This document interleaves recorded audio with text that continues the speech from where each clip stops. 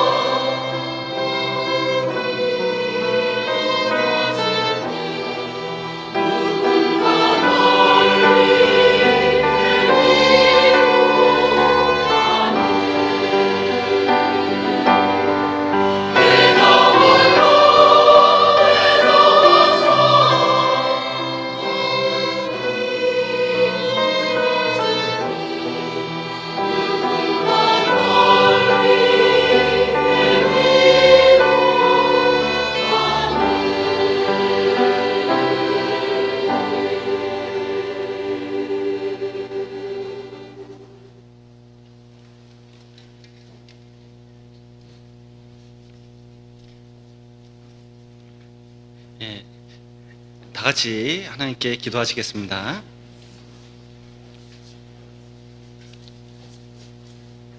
사랑과 은혜가 풍성하신 하나님 아버지, 벌레와 구더기 같은 저희 죄인 위해서 십자가에서 피 흘려 죽으시고 우리의 모든 죄를 사하심을 너무나 감사드립니다.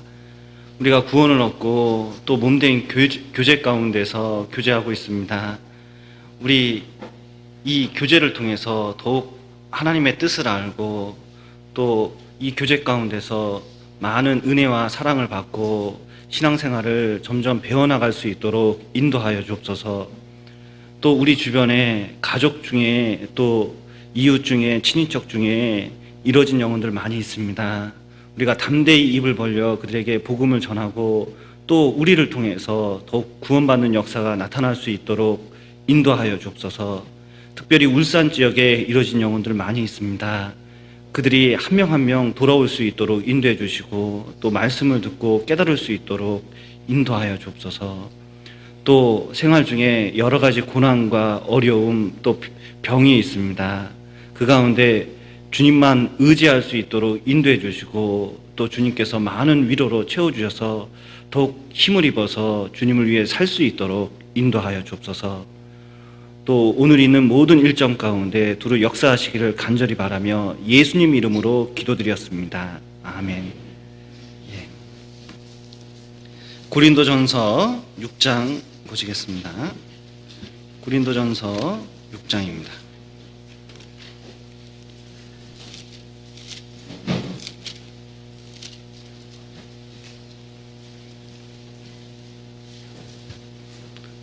고린도전서 6장 12절부터 20절까지입니다. 신약성경 269페이지 고린도전서 6장 12절부터입니다. 제가 천천히 읽어 드리겠습니다. 모든 것이 내게 가하나 다 유익한 것이 아니요 모든 것이 내게 가하나 내가 아무에게든지 제재를 받지 아니하리라. 식물은 배를 위하고 배는 식물을 위하나 하나님이 이것저것 다 폐하시리라. 몸은 음란을 위하지 않고 오직 주를 위하며 주는 몸을 위하시느니라. 하나님이 주를 다시 살리셨고 또한 그의 권능으로 우리를 다시 살리시리라. 너희 몸이 그리스도의 지체인 줄 알지 못하느냐? 내가 그리스도의 지체를 가지고 창기의 지체를 만들겠느냐? 결코 그럴 수 없느니라. 창기와 합하는 자는 저와 한 몸인 줄 알지 못하느냐? 일러스되 둘이 한 육체가 된다 하셨나니 주와 합하는 자는 한 영이라. 음행을 피하라. 사람이 범하는 죄마다 몸 밖에 있거니와 음행하는 자는 자기 몸의 죄를 범하느니라. 19절 20절을 같이 읽으시겠습니다. 너희 몸은 너희가 하나님께로부터 받은 바 너희 가운데 계신 성령의 전인 줄 알지 못하느냐? 너희는 너희 것이 아니라 값으로 산 것이 되었으니 그런즉 너희 몸으로 하나님께 영광을 돌리라. 예, 안녕하십니까? 예, 저는 오남교회 이상현 형제라고 합니다. 오남교회 이렇게 얘기하면 많은 분들이 오남이 어디야? 이렇게 물어보십니다. 그래서 같은 전도인한테도 오남교회 다닌다고 이렇게 이제 얘기를 하면 항상 몇 번 가르쳐 줬는데도 오남이 어디냐고 물어보십니다.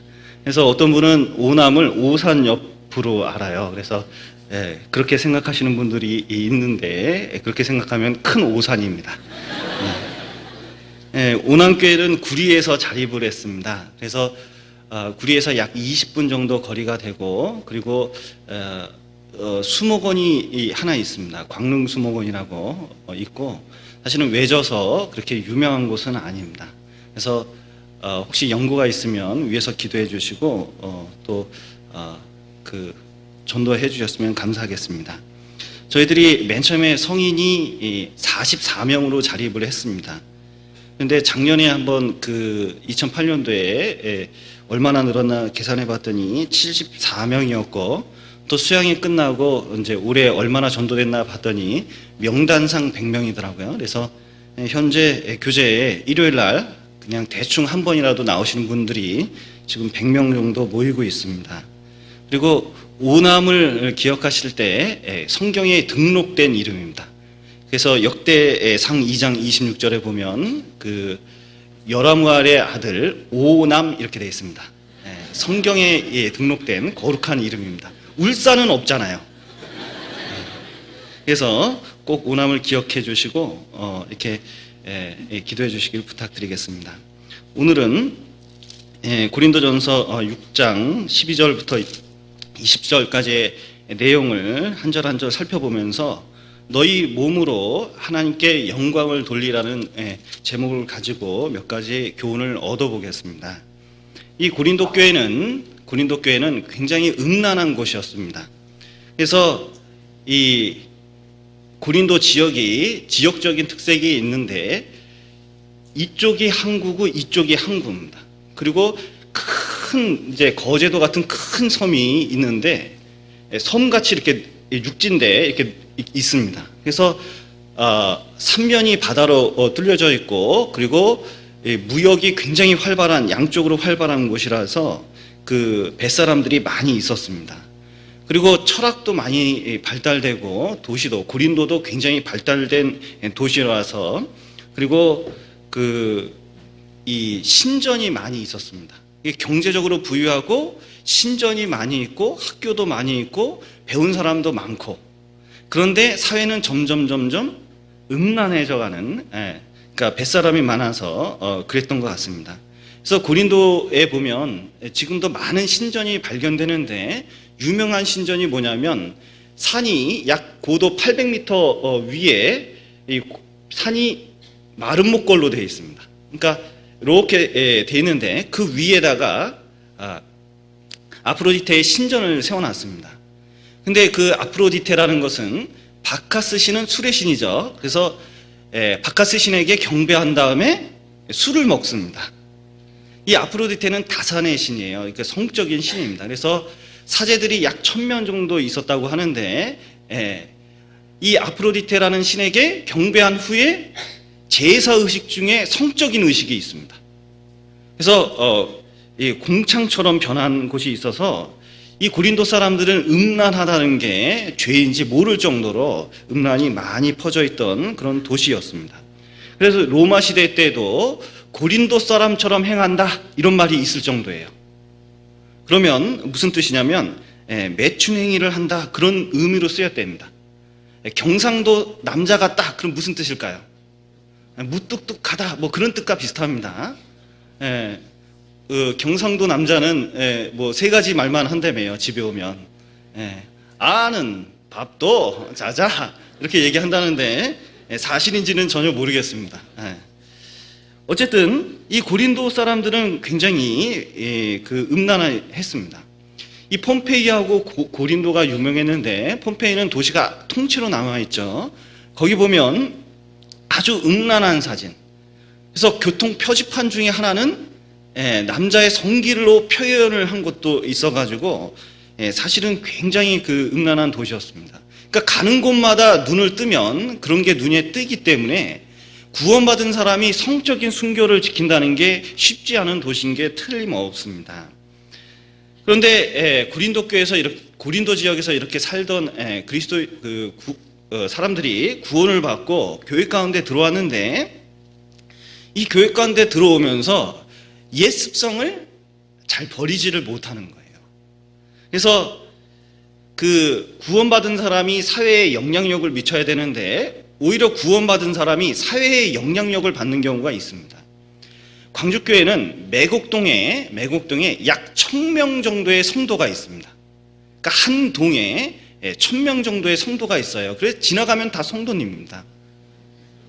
그래서 어떤 분이 가게를 얻으려고 매곡동에 이제 형제님이 오셨는데 술집이 망해서 나갔대요. 왜 망했냐 그랬더니 술 먹으러 오는 사람이 별로 없답니다. 옛날에 평양거리가 그렇게 됐다고 얘기를 하는데 평양에는 술집이 없었대요. 왜냐하면 그리스도인들이 그렇게 많았기 때문에 그렇다고 얘기하고 있습니다. 과거엔 그랬습니다. 그래서 사회에 영향력을 주는 거죠. 그런데 세상이 점점 음란해지다 보니까 세상에서 많은 이혼이 있고 많은 인터넷 음란물이 있고 그러다 보니까 그것이 점점 생활 속에 파고 들어오는 경우가 있죠. 그래서 그 가치관이 점점 변하는 게 있습니다. 성경의 말씀에는 그 질서나 위치가 분명히 정해져 있는데도 불구하고 교회 내에서 그렇지 못한 경우가 종종 있습니다. 그래서 거룩한 심령이 상했다 그러는데 롯처럼 음란한 도시에서 우리의 거룩한 심령들이 상할 때가 점점 있습니다. 옛날에 김성준 선교사님이라고 브라질 밀림에 전도하시는 분이 있습니다. 대전교회에 있을 때 한번 오셔서 설교를 하신 적이 있어요. 근데 그분이 그때 당시만 해도 10년 전에 한번 한국에 오신 적이 있었는데 10년 후에 오니까 공항에 왔을 때 형제 하나가 자기한테 그러더래요. 이 한국이 10년 전보다 얼마나 발달했는지 모른다고. 근데 이 선교사님이 그렇게 얘기했답니다. 발전한 거 너무 좋아하지 말라고. 분명히 80년대보다 지금 살기 좋아졌으면 텔레비전 보면 옛날에는 이 뒤에 가수들 노래 부르면 무희들이 이렇게 옷을 가리고 입었거든요. 치마 입고 긴 치마 입고 이렇게 춤추고 이렇게 했었는데 시간이 가면 치마는 짧아질 거고 배꼽 보이게 될 거라고. 그래서 점점 브라질처럼 이렇게 음란한 것이 들어올 거라고. 이게 사람이 살기 좋으면 점점 그렇게 된다고 얘기한 적이 있는데 시간이 가면 갈수록 그 말은 정답입니다. 과거보다 지금이 얼마나 음란한 물결이 이 시대에 들어오는지 모릅니다. 옛날 저희 때만 하더라도 의대를 간다 그러면 내과가 선호했습니다. 왜냐하면 생명을 살리는 직업이기 때문에 의사가 할 가장 좋은 그 과는 내과라고 생각했거든요. 지금은 내과 잘 안 갑니다. 대부분 어디 갈까요? 성형외과. 왜냐하면 수요가 그만큼 많고 돈을 많이 벌 수 있기 때문에 그렇습니다. 그래서 방학 때만 되면 사람들이 달라져서 오는 자매들이 있습니다. 그래서 이게 자꾸 인물 대조를 해야 돼요.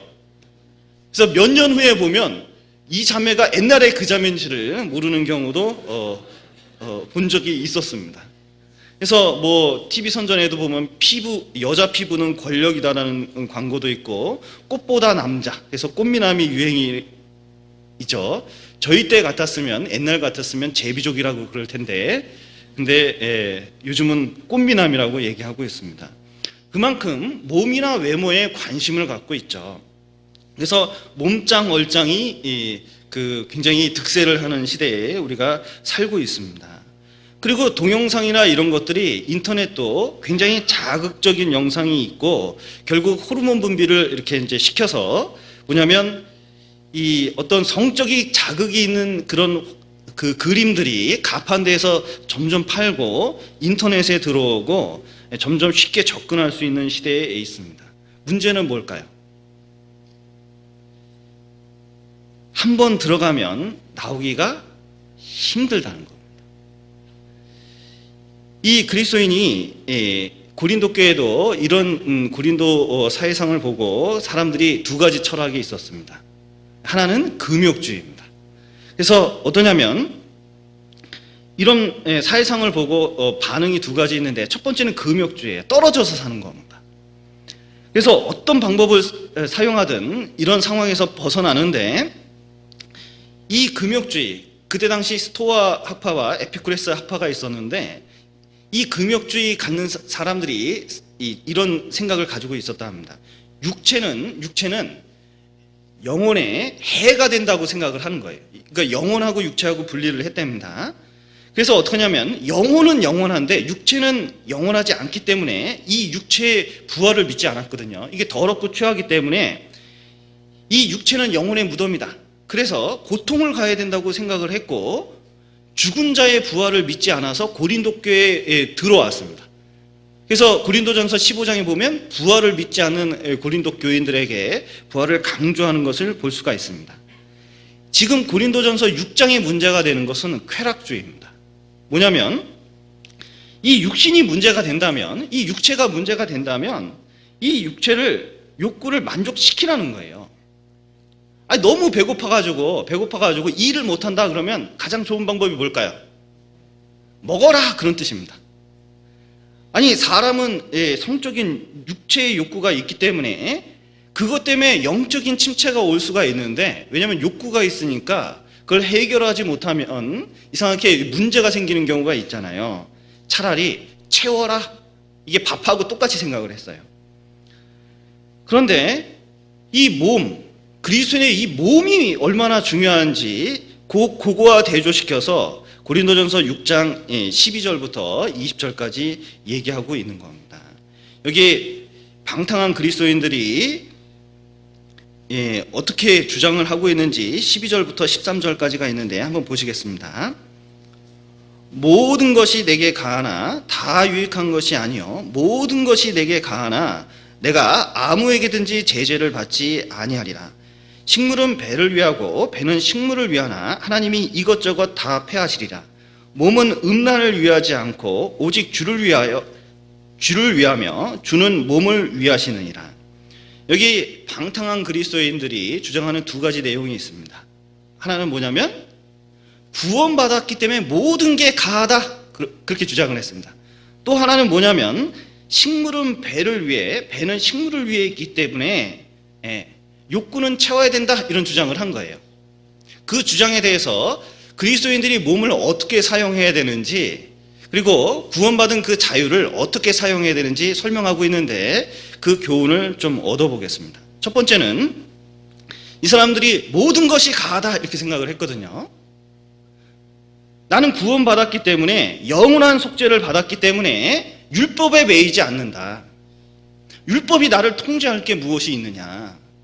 우리는 율법에서 자유를 얻었기 때문에 죄인이었을 때는 이 율법이 나를 꼼짝달싹 못하게 만들고 죽어 지낼 수밖에 없었고 하나로 걸리면 지옥 갈 수밖에 없었지만 어떻게 됐냐? 구원을 받은 다음에는 이 율법에서 벗어나지 않았느냐?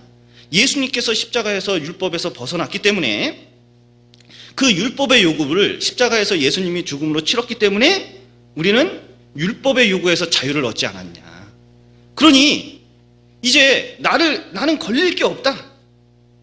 율법이 금지하는 것을 이제부터는 마음대로 할 수 있다? 여기까지 나간 겁니다. 율법이 금지하고 있는 내용이 있는데 그것을 함부로 저촉해도 되는 것처럼 생각을 한 거예요. 그래서 자기 삶 속에 죄가 들어왔는데 그것을 구원받은 거, 자유를 얻은 거, 그거 가지고 정당화시키는 논리를 만들어냈습니다. 그래서 술 마실 권리도 있고, 술 먹는다고 천국 안 가냐? 담배 핀다고 천국 안 가냐? 신전에서 우상잼을 팔고 있는데 그것 좀 사 먹었다고 그것 때문에 천국 안 가냐? 사회가 전체적으로 신전에 가서 창녀촌에서 몸을 섞고 있는데 내가 좀 갔다 그래서 그게 뭔 문제가 될 거냐? 이렇게 이제 얘기하는 사람도 있었다는 겁니다. 오히려 그때 당시에는 창녀촌에 가는 것이 건강한 남자의 표상이라고 생각할 때도 있었대요.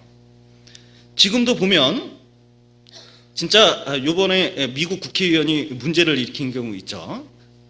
마이크가 안 꺼졌는데 옆에 있는 국회의원에게 나 세컨드 있어, 자랑스럽게 얘기하다가 그게 개망신을 당한 적이 있습니다. 그런데 세상 사람 사석에 가면요, 그런 얘기를 아주 담대하게 하는 경우가 많습니다. 오히려 그런 것을 안 하는 사람이 바보처럼 생각하고 좀 그 천연기념물 취급하고 그런 경우가 있는데, 세상 사람이 다 그렇게 생각을 해도, 세상 사람들이 다 이혼을 해도, 세상 사람들이 다 가정에 문제가 있어서 별거를 해도 그리스도인들이 그렇게 하면 될까요? 그것은 아닙니다. 그런 자유가 있다는 게 아니죠. 하나님께서 영원한 속죄를 해주셔서 우리에게 자유를 주신 것은 죄를 지어도 좋다는 자유가 아닙니다. 프랑스 알퐁드 도레라는 작가가 있는데 거기에 스갱시의 염소라는 단편 소설이 있습니다. 이 염소가 울타리에 이렇게 갇혀져 있습니다. 때로는 끈에 매여 있는 경우도 있었어요. 그런데 이 울타리 안에서 주인의 보호를 받으면서 있었는데 이 스갱시의 염소는 자기가 구속받고 있다고 생각을 했습니다. 그래서 늘 밖에 보면 나무가 있고 푸르른 초원이 있고 너무 큰 자유가 주어진 것 같아서 이 끈을 끊고 저 울타리 밖으로 나가고자 하는 욕구가 강하게 있었는데 어느 날 기회를 타가지고 끈을 풀어버리고 울타리 밖으로 나갔습니다. 드디어 작전이 성공했어요. 그리고 마음껏 뛰어다니면서 자유를 누리는 듯 했습니다. 그리고 이게 진정한 자유라고 생각을 했습니다. 그런데 늑대가 나타났습니다. 결국 그 늑대가 이 염소를 물어 죽이고 이 스갱시의 염소는 죽어가면서 저 울타리 안을 바라보면서 죽었다고 얘기하고 있습니다. 이 염소가 자유가 있는 것은 울타리 안이었지 울타리 밖이 아니었습니다. 그리스도인이 자유가 있는 것은 어디에서 자유가 있는 거냐면 무제한의 자유가 아닙니다. 율법에서 자유죠. 그리고 그리스도 안에서 자유인 겁니다. 과거에는 하나님께 나아갈 수 있는 자유가 없었습니다. 많은 형식과 많은 노력을 해도 하나님께 나가면 늘 부족했거든요. 우리가 어떻게 하나님께 자유롭게 나갈 수 있을까요? 그리스도 안에서 구원을 받고 하나님께 자유롭게 나갈 수 있는 겁니다. 그러니까 하나님께 나갈 수 있는 자유가 자유롭다는 것을 얘기해주고 있는 겁니다. 그래서 구원을 받았는데도 구원을 받아서 그리스도 안에 들어왔는데 이것을 갖췄다고 생각하는 사람들이 있어요. 그래서 교제에 나오면서도 늘 동경하는 건 어디 동경할까요? 옛날에 디스코텍 갔을 때 그때 재밌었는데, 옛날에 이거 여름에 맥주 한 잔 막 이러면서 이제 옛 쪽을 막 이렇게 떠올리는 경우가 있는데, 스행시의 염소처럼 뭐냐면 울타리 밖을 동경하는 거예요. 사실은 위험이 있거든요. 이 기차도 아주 KTX도 한번 달리니까 한 300km 달리더라고요. 문제는 뭐냐면 그렇게 육중한 이 기차도 선로에서 조금만 나가면 어떻게 되냐면 자유가 없습니다. 물고기는 어디서 자유가 있는 거냐면 물 안에서 자유가 있는 거예요. 물 밖에서는 자유가 없는 겁니다. 새는 공중에서 자유가 있는 거지 물 속에서 자유가 있는 게 아닙니다. 그리스도인은 그리스도 안에서 자유가 있는 거예요. 그래서 이 그리스도 안에서 자유가 있는 것은 어떤 속박이 아니라 사실은 우리를 보호하고 사랑하기 때문에 이런 자유를 준 겁니다. 어린아이가 있습니다. 부모 품에 있는 게 어머니 품에 있는 것이 사실은 속박이 아니라 보호고 사랑이죠. 부부가 결혼을 했습니다. 결혼을 했는데 다른 여자 만나는 게 안 되죠. 다른 남자 만나는 게 안 되는 겁니다. 그리고 서로 간섭을 해요. 속박일까요? 대답을 안 하시네. 그렇게 생각할지 모르지만 사랑입니다. 결혼했으면 당연히 의무적으로 해야 될 내용들이 있는 거예요. 우리는 에덴 동산에서 많은 중고등학생들이 물어봅니다. 에덴 동산이 있었는데 에덴 동산에 선악과 왜 만들었어요? 이렇게 이제 물어보는 경우가 있습니다. 선악과 왜 만들었을까요? 선악과 왜 만들었을까요? 왜냐하면 사랑 때문에 선악과를 만든 겁니다. 하나님께서는 구원받은 사람을 천국에 보내기를 원하십니다. 그런데 천국에 바로 보내지 않은 이유가 뭐죠? 천국에 바로 보내면 하나님밖에 선택할 수 없어요. 사랑은 선택입니다. 기본적으로 사랑은 자유의지로 선택을 해야만 그게 사랑인 거예요. 수많은 여자 중에 제가 제 아내와 결혼을 했습니다. 무슨 뜻일까요? 어쨌든 사랑한다는 뜻입니다. 의미심장하죠. 어쨌든 선택을 하면 사랑을 했다는 뜻이에요. 무조건 자매, 이 형제하고 결혼해 이럴 수는 없는 거잖아요. 어쨌든 하나님께 순종을 해서 결혼을 하든 어떤 결혼을 하든 선택에는 그 안에는 사랑의 제한이 있는 겁니다. 근데 하나님께서는 사람에게 천국 보내려고 시험을 하셨습니다. 어떤 시험을 하셨냐면 사랑의 시험을 한 거예요. 서울대학교 들어가는 시험은 얼마나 어렵습니까? 그러나 하나님께서는 사람에게 시험하는데 복잡한 시험 안 합니다. 사랑의 시험, 간단한 테스트를 하는 겁니다. 그게 선악과 시험이었어요. 하나님께 축복을 받을 시험이었습니다. 여기 선악과 한 그루 있습니다. 여기 그리고 과일 한 그루 있습니다. 이 선악과 먹지 말고 이것만 먹어라 그러면 시험이 쉬울까요? 어려울까요? 시험이 어렵죠. 사람이 어떻게 한 가지만 먹고 삽니까? 그것만 먹으면 질리다 보면 선악과 먹을 가능성이 있겠잖아요. 100그루 중에 선악과만 먹지 말아라 그러면 시험이 쉬울까요? 어려울까요? 쉽죠. 에덴 동산은 지금 우리 한국보다 남한보다 훨씬 큰 지역이었습니다. 거기에 온갖 과일을 심어놓고 에덴 동산 중앙에 있는 선악과를 먹지 말아라 그런 것은 시험이 쉬울까요? 어려울까요? 쉽죠. 사랑만 테스트한 겁니다. 사랑만. 또 어떤 분은 그래요. 하나님이 죄질 거 알지 않았냐고, 그러면서 선악과 왜 만들었냐고 이렇게 얘기하는 경우가 있는데, 먼저 말씀드렸죠. 사람이 사랑의 선택을 하기 위해서 선악과를 만든 겁니다. 천국 보내려고 선악과를 만든 거예요. 필수적인 거였습니다. 그보다 더 쉬운 시험을 만들 수가 없을 것 같아요. 그런데 어떤 분은 그러면 사람이 따먹을 줄 아니까 하나님께서 이렇게는 못했겠냐. 하와가 선악과를 따먹을 때 여자니까 힘이 없잖아. 그러니까 가지를 좀 튼튼하게 만들어가지고 땡길 때 힘이 들면 안 딸 거 아니냐. 좀 가지를 튼튼하게 만들지. 아유, 따먹었다고 치자. 그러면 걸어가다가 돌부리에 넘어지게 하지. 그러면 넘어졌으면 하하가 넘어지면서 내 잘못이야 그랬을 텐데 그것도 못하게 하냐. 아니면 아담한테 줄 때 아담 먹어 이렇게 얘기할 때 아담이 싹 이렇게 잡을 때 좀 미끄러운 과일로 만드는 거예요. 그래서 뚝 떨어뜨렸죠. 그러면 아담이 그 순간 깨닫고 하와, 하나님께서 이거 먹지 말라 그랬어. 아담만 안 먹으면 되니까 이렇게 했을 건데 왜 그것도 안 해주셨냐 그런 겁니다. 여러분, 하나님이 어디까지 개입하면 좋을까요? 1번 가지를 튼튼하게 만든다. 2번 돌불에 넘어지게 한다. 3번 미끄러지게 한다. 어디까지 하면 좋을까요? 만약에 과일을 떨어뜨리는 데까지만 개입한다 그래도 사실은 사람은 로봇에 불과한 겁니다. 그냥 누구든지 믿을 수밖에 없는 거예요. 그런데 하나님께서는 사람에게 100% 자유의지를 준 겁니다. 선택하도록 한 겁니다. 왜냐하면 사랑 때문에 그런 겁니다. 이 자유의지는 굉장히 위험합니다. 왜냐하면 실패할 가능성이 있기 때문에 그래요. 그것 가지고 잘못 선택하면 죄 가운데 들어가고 큰 심판받을 위험성이 있습니다. 하나님께서 그 위험성을 몰랐던 것이 아니에요. 그러함에도 불구하고 자유를 주신 이유가 있습니다. 왜냐하면 진짜 그 자유의지를 가지고 하나님을 마음과 뜻과 정성을 다해서 사랑할 수 있는 기회를 주기 위해서 그런 겁니다. 진정한 사랑을 위해서 우리에게 진정한 자유를 허락한 겁니다.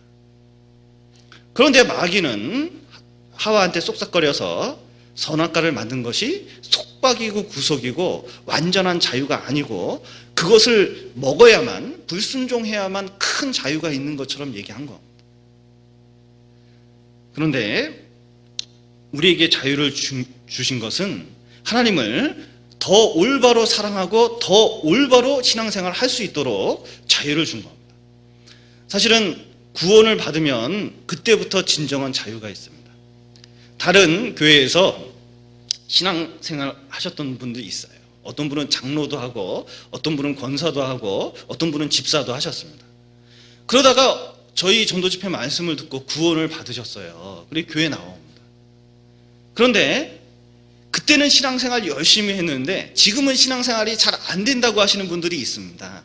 왜일까요? 그때는 뭔가 해야만 천국 갈 수 있을 것처럼 생각하고 뭔가 해야만 인정을 받는 것 같으니까 열심히 했거든요. 그런데 구원을 받으면 완전한 자유가 주어졌기 때문에 어쨌든 천국에 가니까 진정한 마음이 생기기 전까지는 움직이지 않는 거예요.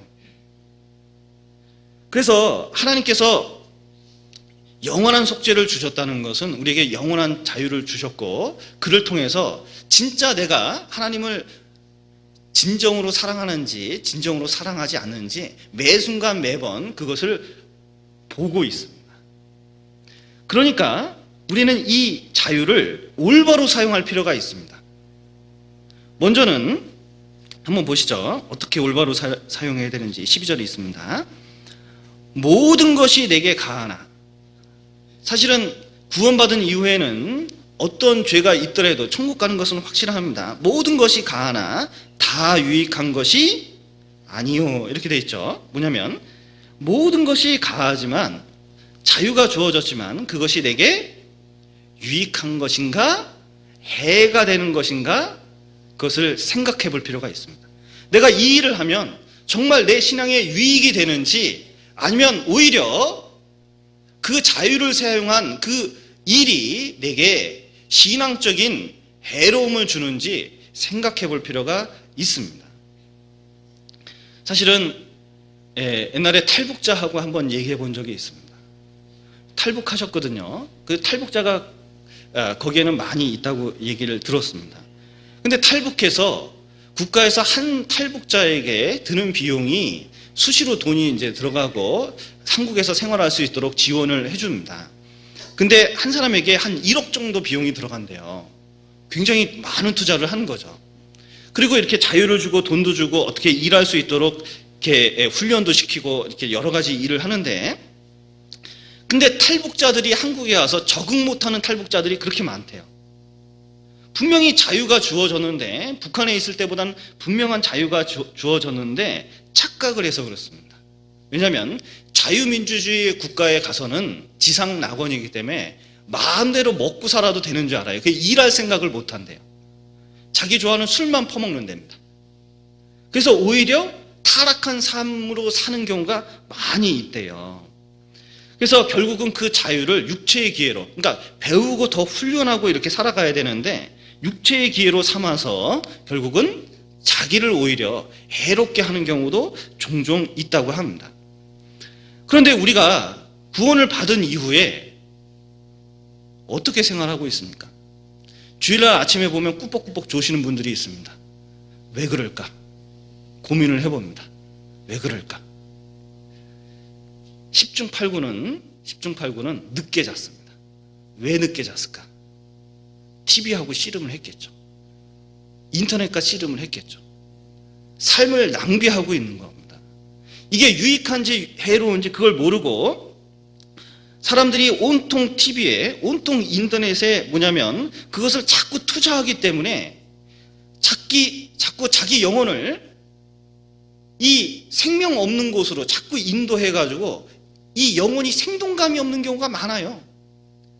토요일날 늦게 자고 늦게 인터넷과 실험하고 이 온통 TV를 보고 이렇게 이제 하고 아침에 일어나서 피곤해서 이 말씀 듣는 거 보면요, 말씀 읽은 사람은 생동감이 있습니다. 잘 쳐다봐요.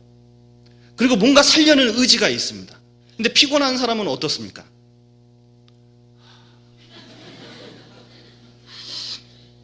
막 이러시거든요. 그러니까 주일날 와서도 생동감이 없는 거예요. 재미가 없을 수밖에 없습니다. 우리가 있는 자유를 가지고 육체의 기회로 삼는 것이 아니라 하나님 위에서 살 필요가 있습니다. 베드로전서 2장입니다. 베드로전서 2장 16절입니다.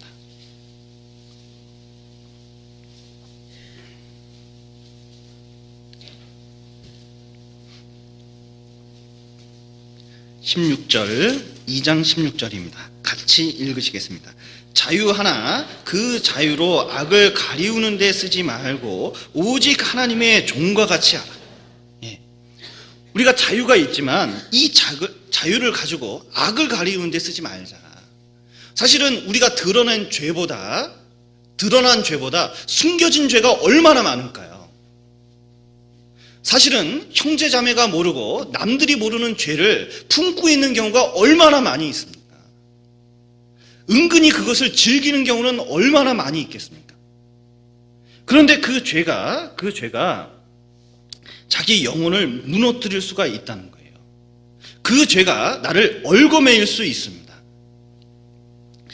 여기 보면 6장 고린도전서 6장 12절 한번 보시죠. 거기를 붙잡아 두십시오. 6장 12절입니다. 모든 것이 내게 가나 다 유익한 것이 아니요 모든 것이 내게 가나 내가 아무에게든지 제재를 받지 아니하리라. 이게 무슨 뜻일까요? 이게 현대어 성경에는 이렇게 되어 있습니다. 무엇이든지 할 수 있는 자유가 있다고 해서 모든 것이 다 유익한 것이 아닙니다. 나도 무슨 일이든지 마음대로 할 수 있지만 나는 그 어떤 것에도 지배를 받지 않을 것입니다. 이게 무슨 뜻일까요? 뭐든지 가능하지만 그 일을 했을 때 거기에 이 죄라는 것이 나를 딱 얽어맬 수 있습니다. 얽어매어서 나를 제재해요. 그러니까 컨트롤합니다. 그래서 뭐냐면 신앙생활을 못하게 하는 경우가 많다는 겁니다. 이 고린도 교인들 중에 자유로운 영혼들이 있었어요. 자유롭습니다. 뭐냐면 이 도시 자체가 축제가 많고 노는 분위기라 가만히 있을 수가 없는 거예요. 제가 영국 선교사로 6개월 갔었는데 런던에 있어 보니까요, 여름철만 되면요 날씨가 워낙 좋아요. 도대체 집안에 있을 수가 없어요. 왜냐하면 햇볕이 나와라 나와라 꼬셔요. 진짜 그것이 느껴집니다. 영국 날씨가 그렇게 좋아요. 여름에는. 영국을 안개 낀 도시라고 생각하면 안 됩니다. 겨울에만 그래요. 여름에는 세상에 그렇게 좋은 날씨를 내 평생 본 적이 없습니다. 그것도 몇 달 동안. 깜짝 놀랐어요. 그래서 나와라 나와라 합니다. 그래서 사람들이요 다 밖으로 나와요. 다 시내로 몰립니다. 그리고 관광객은 얼마나 많은지. 그러다 보니까 어떠냐면 자꾸 이 어떤 특성을 가지게 되냐면 여행하고 노는 걸 좋아할 수밖에 없어요. 그러다 보니까 이 말씀이 들어가지를 않습니다. 이 구원받은 사람 중에서도 어디서 주로 노는 사람이 있냐면 신앙과 그리스도 안, 신앙과 세상과 그 경계선에서 왔다 갔다 하는 사람들이 있습니다. 경계인이라고 그러죠. 그래서 사실은 이 정도면 내 마음대로 해도 신앙생활에 영향을 주지 않을 거다 그렇게 생각하는 사람이 있는 거예요. 나는 이 정도 믿으면 된다. 고린도 교회에 그런 교인들이 많이 있었습니다.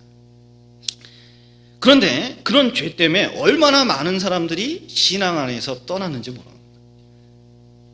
자기 스스로 신앙을 과신한 거예요. 지나치게 과신한 겁니다.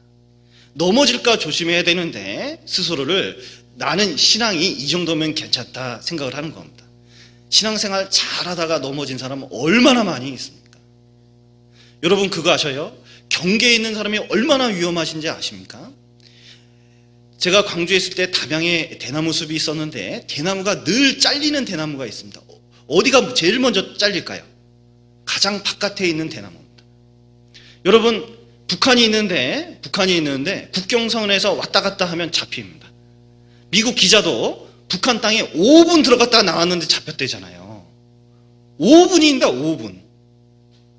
경계에서 놀면 사실은 아무리 안전한 방법을 가지고 갔다 그래도 사단이 가만두지를 않습니다. 개성공단에 있는 사람들도 조금만 잘못해도 80일 동안 가두고 그러잖아요. 그런데 우리가 세상과 사이에 있으면 굉장히 엄격한 사단이 다스리는 영역 안에 있기 때문에 우리를 가만 놔두지 않습니다. 살짝 꽂아서 딱 걸리게 만들어요. 이스라엘이 그렇습니다. 이스라엘은 수많은 특권을 가지고 있었습니다. 그들이 왜 타락을 했느냐? 경계에서 왔다 갔다 했습니다. 발람이 쳐놓은 음란한 행위를 하는 거 경계선에 딱 쳐놓고 거기 가서 음란한 행위를 하다가 몽땅 망해버렸습니다. 신앙생활도 이 애굽에 있을 때는 출애굽기에 이렇게 표현되어 있습니다. 애굽에 있을 때는 마귀가 마치 바로처럼 영향력을 미칩니다. 주권을 가지고 있죠. 그리고 우리는 종생활하는 것처럼 죄의 종이 돼서 죄가 시키는 대로 살았습니다. 구원을 받은다면 이 사단이 모습을 바꿉니다. 아말렉처럼 바꿔요. 이 아말렉은 어떤 일을 하냐면 신명기서를 잠깐 보시겠습니다. 신명기 25장입니다.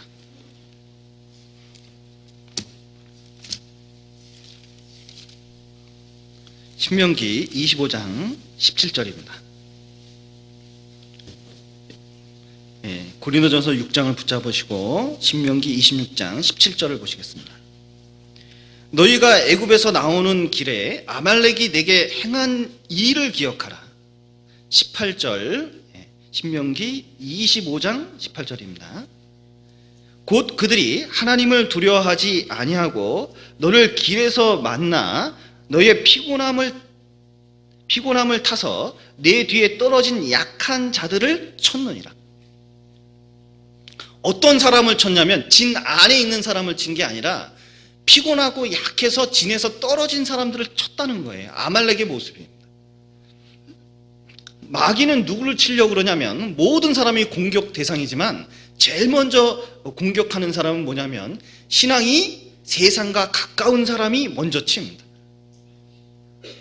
그래서 교제 안에 완전히 들어와야 되는데 완전히 들어오지 않고 자꾸 세상적인 욕심이 있는 거예요. 세상에 끌려갑니다.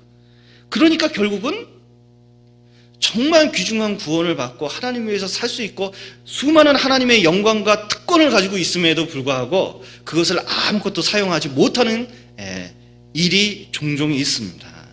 그런데 바울 사도는 얘기합니다. 나는 그런 죄에 지배받지 않을 거다. 한 번 하면 그게 한 번으로 끝나는 게 아니라 계속 그것에 얽어매일 거기 때문에 절대로 그것에 얽어매이지 않을 거다 생각하는 겁니다. 사람들은 죄에는 뭐가 있을까요? 죄에는 재미가 있습니다. 잠시 죄악의 낙이라 그랬거든요. 이 죄악에는 어떤 걸 하든 재미가 있어요. 술을 한 잔 마셔도 어떻습니까? 이제 술 끊은 지 오래돼서 술의 낙을 이제 느끼지 못하는데 저는 술에 대해서는 죽었습니다. 죽은 사람이 반응이 없어요. 술 먹고 싶은 욕구도 별로 생기지 않았습니다. 그러나 어쨌든 술 좋아하는 사람은 술 먹으면 술 먹는 낙이 있습니다. 담배 피는 사람은 무슨 낙이 있을까요? 담배 피는 낙이 있죠. 연애하면 연애하는 낙이 있을 겁니다. 게임하면 게임하는 낙이 있습니다. 정치를 투자하면 정치의 낙이 있겠죠. 무슨 재미가 있습니다. 그런데 돈을 벌면 돈의 낙이 있겠죠. 그런데 한번 얽어매기 시작하면 거기서 벗어나지 못하는 거예요. 술도 보십시오. 어떤 형제님은 술을 끊었거든요. 그래서 몇 달 동안 먹지 않았습니다. 근데 문제가 생겼습니다. 어느 날 딱 한 잔 먹게 생겼어요. 회사에서 누가 권했거든요. 근데 이분이 알코올 중독성 갖고 있었는데 그 딱 한 잔이 문제가 됐습니다. 한 번 마시고는 또 헤어나지 못하는 거 얼마나 고생하는지 모릅니다. 담배도 어떻게 꼬실까요?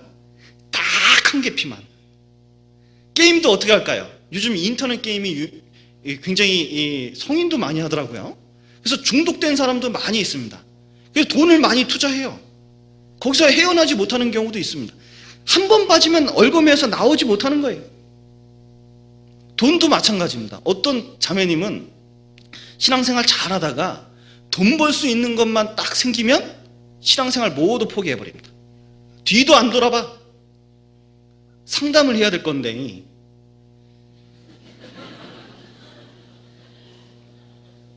죄송합니다. 초장에 끊는 결단이 필요합니다. 어떤 이 죄라든지 이런 것은 초장에 끊는 것이 필요하거든요. 처음에 끊어야 자유로울 수 있습니다.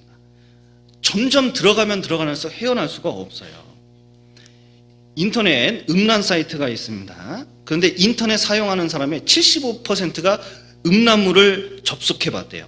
2005년도 통계를 봤더니 우리 국민의 70%가 인터넷을 사용한답니다. 그러니까 인터넷 인구가 얼마냐면 2,800만 정도 되는데 약 1,900만이 인터넷에서 음란물을 접속했다는 결과가 나와요. 그러니까 많은 사람들이 음란물을 접촉하는데 문제는 쉽고 그리고 쉽게 접촉할 수 있는데 문제는 뭐냐면 한번 걸려들면 음란물에서 못 나오는 경우가 얼마나 많은지 모릅니다. 그러니까 그것 때문에 신앙이 점점 이 어두운 간에 들어가는 경우가 많아요. 음란물 같은 경우는 중독성이 있습니다. 한번 찾기 시작하잖아요. 남자 같은 경우는 중독성이 있어서 또 찾습니다. 그게 중독이에요. 담배가 중독되는 게 뭐니까 인이 박히는 게 뭐죠? 한번 피면 끊으면 되는데 뭐냐면 또 찾습니다. 술이 중독된다는 현상이 뭡니까? 자기 의지로 술을 안 먹으면 안 먹을 수 있어야 되는데 자연스럽게 술잔에 가는 게 중독이거든요. 중독이 그겁니다. 어떤 사람은 고주망태가 돼야 그리고 완전히 사람이 망가져야 중독이로 알고 있는데 계속 번갈아서 찾아가면 그건 중독입니다. 그런데 조금 시간이 지나면 더 진한 장면을 찾는데요. 조금 시간이 지나면 아무리 봐도 만족을 하지 않기 때문에 그것을 시행 단계에 들어가는데 그렇게 되면 어떤 사람이 되면 강호순 같은 사람이 된다는 겁니다. 이 사실은 그것이 화면으로만 끝나는 것이 아니라 그 음란한 영이 우리 그리스도인의 영을 우리의 마음을 지배하기 시작하는 거예요. 그래서 머리로는 이게 안 된다고 생각을 하는데 그리스도인은 머리로는 안 된다고 생각하는데 브레이크가 잘 안 걸려. 왜냐하면 음란한 영이 자기 마음을 지배하고 있기 때문에 그렇습니다. 이건 완전히 올가미하고 같아요. 한 번 걸리면 헤어나기 힘든 겁니다. 그러니까 처음에 어떻게 해야 되냐면 초장에 끊는 것을 해야 돼요. 여기 로마서 7장을 한번 보시겠습니다. 어떤 죄든 그렇습니다. 로마서 7장입니다.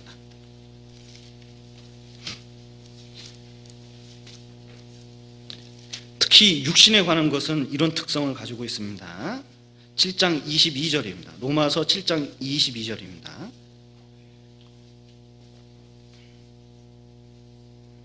내 속사람으로는 하나님의 법을 즐거워하되 내 지체 속에서 한 다른 법이 내 마음의 법과 싸워 내 지체 속에 있는 죄의 법 아래로 나를 사로잡아 오는 것을 보는도다.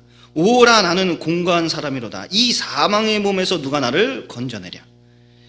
우리 주 예수 그리스도로 말미암아 하나님께 감사하리로다. 그런즉 내 자신이 마음으로는 하나님의 법을 육신으로는 죄의 법을 섬기노라. 마음은 원함이 있습니다. 내가 하나님을 위해서 깨끗하게 살아야지 그런 마음이 있습니다. 근데 육신은 강해서 이 죄의 법이 강해서 이상하게 자꾸 그것을 이길 수 없도록 우리를 만드는 경우가 있어요. 그래서 한 번, 두 번 하면 이것을 이겨내기가 견디기가 힘듭니다. 마치 인도 코끼리 길들이는 것하고 같아요.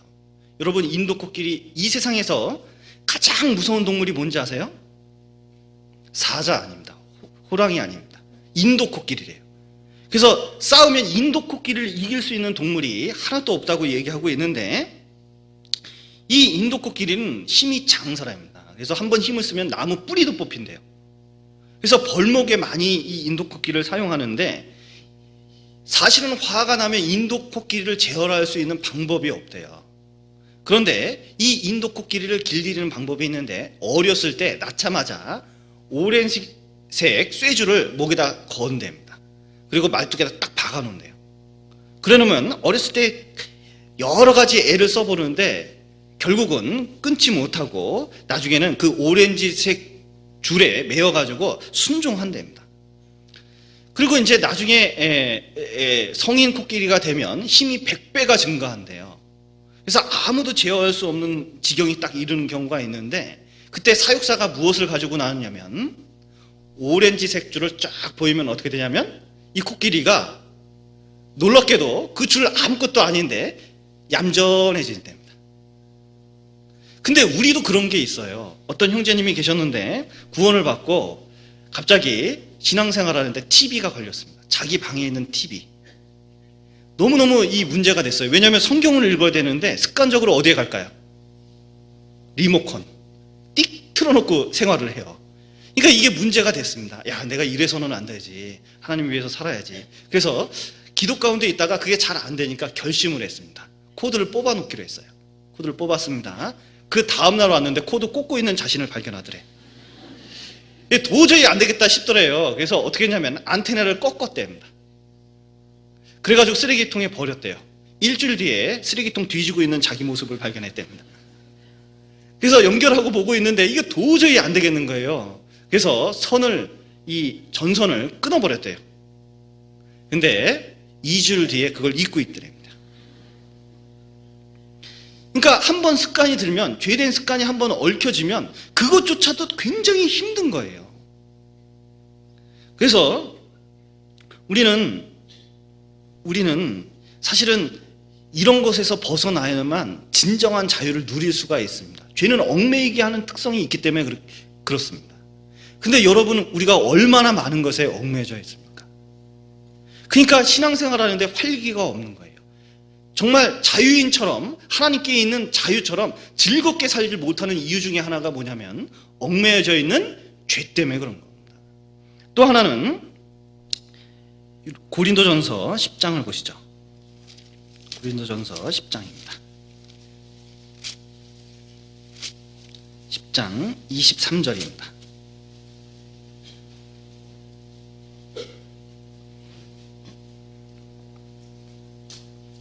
(23절) 24절을 제가 읽겠습니다. 모든 것이 가하나 모든 것이 유익한 것이 아니요 모든 것이 가하나 모든 것이 덕을 세우는 것이 아니니 누구든지 자기 유익을 구치 말고 남의 유익을 구하라. 모든 것이 가하나 모든 것이 덕을 세우는 게 아니라는 겁니다. 이 덕이라는 건 뭐냐면 신앙을 세워주는 거예요. 여기 8장을 보시죠. 8장을 보시겠습니다. 고린도전서 8장 1절입니다. 우상의 재물에 대하여는 우리가 다 지식이 있는 줄을 아나 지식은 교만하게 하며, 그 다음 같이 읽겠습니다. 사랑은 덕을 세우나니. 예. 여기 뭐라고 되어 있냐면 사랑은 덕을 세운다 그랬는데 뭐냐면 형제자매를 사랑하는 거예요. 여기 우상의 재물의 문제가 있었습니다. 고린도 교회는 온 천지가 신전이에요. 그런데 그 도시가 신전에서 운영되는 가게가 있었습니다. 음식이 있었어요. 그러니까 재물을 드리고 나온 고기를 파는 거예요. 그걸 시장에다 갖다 팔기도 하고 신전에서 운영하는 식당에서도 파니까 거기서 밥을 먹는 걸 보는 겁니다. 근데 구원받은 사람도 거기서 밥을 먹는 경우가 있고 그 고기를 사는 경우도 있었던 거예요. 근데 각 구원받은 사람이 지나가다가 야, 저 형제 오래된 형제인데 저기서 먹는다? 갑자기 양심에 탁 문제가 생기고 교회에 문제가 생긴 경우가 있었습니다. 이 고린도전서 8장에 그 내용을 다루고 있거든요. 그런데 이 사람이 뭐라 그러냐면, 신앙이 오래된 사람이 이런 거예요. 지식이 있다는 거예요. 뭐냐면 이렇게 얘기하는 겁니다. 2절 보시죠. 만일 누구든지 무엇을 아는 줄로 생각하면 아직도 마땅히 알 것을 알지 못하는 것이요, 또 누구든지 하나님을 사랑하면 이 사람은 하나님의 아신 바 되었느니라. 그러므로 우상의 재물에 먹는 일에 대하여는 우리가 우상은 세상에 아무것도 아니며 또한 하나님은 한 분밖에 없는 줄을 아노라. 이렇게 되어 있는데 우상은 아무것도 아니라는 겁니다. 우상은 정말 아무것도 아닙니다. 그런 지식을 갖고 있다는 거죠. 우상의 재물도 하나님이 주신 건 다 선하지, 재물 자체는, 그 음식 자체는 하나님이 만드신 거기 때문에 선하기 때문에 음식이 무슨 문제가 되겠느냐, 그런 지식을 가지고 있었다는 겁니다. 그런데 문제는 뭘까요? 그러니 다른 형제가 좀 구원 받았다고 양심에 딱 문제가 된다고 이렇게 얘기하는데 그건 문제될 거 없다. 자기가 문제되면 지가 문제되지 내가 문제가 되겠냐. 나는 지가 어떻게 생각하든 내 마음대로 먹을 거야. 이렇게 이제, 왜냐하면 싼 가격에 이걸 살 수 있는데 내가 이걸 안 사고 배겨? 뭐 이렇게 이제 생각을 하는 겁니다. 결국 누구를 생각하지 못하는 거냐면 다른 연약한 형제자매를 생각하지 않는 거예요. 자기만 생각하는 겁니다. 그러니까 이 자유로 어떤 신앙생활만 하냐면 교회를 생각하지 않고 다른 형제자매를 생각하지 않고 자기만 편한 대로 신앙생활을 하는 사람에게 이 고린도전서 8장에 얘기하고 있는 겁니다. 그런데 진짜 중요한 것은 덕을 세우는 일, 진짜 그게 사랑으로 하는지 안 하는지, 그 자유를 사랑으로 사용해야지 잘못 사용하면 안 된다는 거예요. 형제를 잃어버릴 수 있다는 겁니다. 그래서 이 신앙생활 하는데 사실 지식 자체가 잘못된 게, 하나님 말씀 아는 거 중요합니다. 근데 무엇이 더 중요할까요? 사랑하는 게 중요합니다. 사실은 사랑 없는 지식은 마귀도 갖고 있습니다. 마귀도 성경에 대해서는 누구 못지않게 잘 알 겁니다. 문제는 뭐냐면 사람에 대한 사랑이 전혀 없습니다. 율법을 지킨다고 하는데 성경에 있는 핵심이 뭘까요? 성경에 줄이고 줄이면 10계명 안에 다 들어간다고 얘기하는데 그 10계명을 줄이면, 그리고 핵심적인 단어 한 단어로 줄이면 뭘까요? 여기 디모데 전서를 보시겠습니다.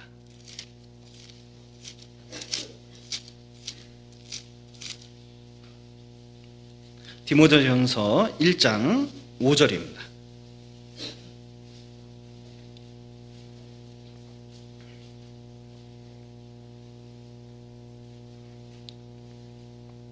(1장 5절) 경계의 목적은 신앙생활의 목적입니다. 성경을 배우는 목적이에요. 경계의 목적은 청결한 마음과 선한 양심과 거짓이 없는 믿음으로 나는 사랑이거늘, 이렇게 됐는데 이렇게 읽으면은 좀 이해하기 힘든 경우가 있습니다. 거기 밑줄을 그셔야 돼요. 청결한 마음과 선한 양심과 거짓이 없는 믿음으로까지 줄을 치셔야 돼요.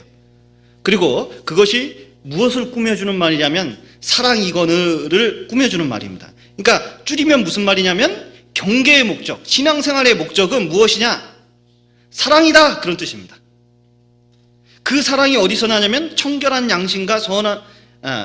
마음과 선한 양심과 거짓이 없는 믿음에서 나는 거다, 그걸 얘기하고 있는 거거든요. 그러니까 우리가 성경을 주일날마다 배우는 목적이 뭐예요? 여러분, 성경 말씀 왜 듣고 있습니까? 사랑을 실천하기 위해서 있는 겁니다. 성경의 모든 가르침의 궁극적인 목적은 사랑의 실천이에요. 그래서 신앙은 지식에 달려있는 게 아니라 어떤 분은 지식적인 것만 너무 추구해요. 물론 아는 거 필요합니다. 반드시 알아야 됩니다. 성경 말씀은 반드시 알아야 되지만 아는 만큼 사랑을 실천하는 게 필요한 겁니다. 그래서 참으로 성숙된 신앙, 자라난 신앙이 뭐냐면 더 사랑할 수 있는 마음이 사실은 성숙됐다고 얘기할 수 있습니다. 하나님은 사랑이십니다. 그렇기 때문에 사랑을 잃으면 모든 것을 잃은 거예요. 그래서 교회 내에서 다른 형제 자매가 중요합니다. 왜냐하면 예수님께서 그를 위해서 피를 흘려 죽으셨거든요. 그러니까 내 신앙생활 가운데 누구를 항상 의식해야 되냐면 교회를 항상 의식해야 되는 겁니다. 가정생활도 마찬가지입니다. 남편이 아내와 자식을 전혀 고려 안 해요. 자기 하고 싶은 말 마음대로 하고 자기 살고 싶은 대로 마음대로 삽니다. 그럼 될까요? 그건 사랑이 아니죠. 주부도 마찬가지고 아이도 마찬가지입니다. 가정이 유지가 되려면 반드시 그에 대한 사랑에 대한 제재를 받고 실천하는 게 반드시 필요한 것처럼 교회 내에서도 사람을 중요시하는 걸 필요합니다. 어떨 때는 일이 사람보다 우선되는 경우가 있어요. 조심할 필요가 있습니다. 사실은 성경에 보면 액티비티보다는 어떤 활동보다는 릴레이션십, 관계가 훨씬 중요합니다. 여러분, 십계명의 1계명부터 10계명까지가 다 관계에 관한 설명이에요. 거기 일이 잘못됐다고 얘기한 적이 한 번도 없습니다. 죄는 어디에서 나타나냐면 관계에서 나타나거든요. 그렇기 때문에 때때로 우리가 많은 봉사를 하고 일을 하지만 그거보다 훨씬 중요한 게 무엇일까요? 그가 있는 관계입니다. 제가 초등부 봉사하면서 크게 깨달음을 얻은 적이 있습니다. 저희가 학예 수양회나 하면 옛날에는 인형극하고 막 그렇게 했거든요. 인형극 준비하면서 정말 칭찬받았습니다. 잘했다고 칭찬받았어요. 그런데 서울교회에서 아주 큰 믿음으로 가는 나라를 했는데 아주 슈퍼 액션 그리고 굉장히 그 효과음과 많은 테크닉을 이용해서 하여튼 멋있게 믿음으로 가는 나라를 했는데 목사님이 원하시는 방향이 아니었습니다. 그러니까 화려했는데 내용은 조금 부실했던 거예요. 그래서 굉장히 이렇게 야단을 좀 맞은 적이 있습니다. 교사 이렇게 평가 시간에. 그런데 끝나고 돌아오는 길에 교사들이 이렇게 옹기종기 모여 있더라고요. 서울교회 형제자매들이 모여서 교제하는 거 보고 제가 생각을 달리 먹었습니다. 물론 핀잔을 들었지만 그들이 그거 하면서 깊은 교제를 나누고 그리고 서로 사랑하는 모습이 서로 위로하고 사랑하는 모습이 거기 나타난 것을 밤중에 돌아오면서 밤에 교제할 때 그 모습을 본 적이 있거든요. 근데 우리는 열심히 해서 칭찬도 받았는데 끝나고 나서 다들 힘들고 지쳐 있었습니다. 사실은 다시 교제를 하려고 그러니까 지쳐가지고 교제도 잘 안 됐었어요. 교제는 일이 중요한 게 아니라 정말 관계가 중요하고 시간이 가면 갈수록 그거 느끼게 됩니다. 제가 초등부 봉사하면서 정말 하나님께 감사하는 것 중에 하나는 아이들 집에 수많은 것을 애들한테 가르쳐준 게 애들이 나중에 물어보면 기억나는 거 거의 없습니다. 근데 뭐 기억나냐 그랬더니 집에 찾아왔던 거, 그리고 같이 놀이동산 갔던 거, 같이 밥 먹어줬던 거, 그리고 만나서 위로해줬던 거, 그거 기억나는 겁니다. 그리고 지금도 연락이 되거든요. 결국은 신앙생활에서 가장 중요한 것 중에 하나가 형제 자매와 관계를 맺는 겁니다. 그래서 내 자유가 다른 형제 자매한테 거침이 된다면 거침이 된다면 그걸 포기하는 게 필요해요. 그래서 고린도전서 8장을 보시죠.